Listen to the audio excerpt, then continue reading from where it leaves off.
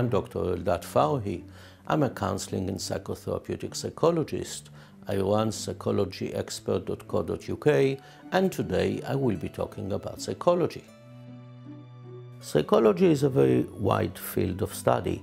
One of the most famous, or perhaps infamous, differences is that between Freudian, or as we call it today, psychodynamic theory in practice, and the more modern, American-derived cognitive behavioral therapies in psychology.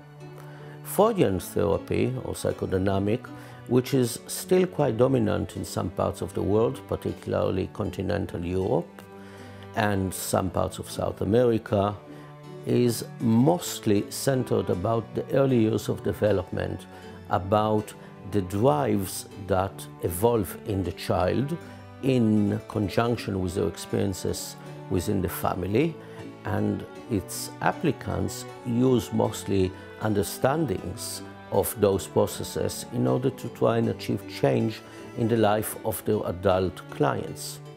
Cognitive behavioral therapists look much more at the thinking and behaviors of their clients today, whereas they acknowledge the role of past events in shaping those. It is the way in which we think today, and it is the way in which we behave here and now that determines how we feel. In order to change that, rather than delve deeply into the past, which is immutable after all, we would work about changing the way people think and the way they behave in order to achieve the same change. Of course, psychology is not about black and white, complete differences. As in many other aspects of life, there are many bridges across, and various therapies, for instance, cognitive analytic to name one, uses both understandings from the psychodynamic and from the cognitive behavioral fields in order to build an overarching approach.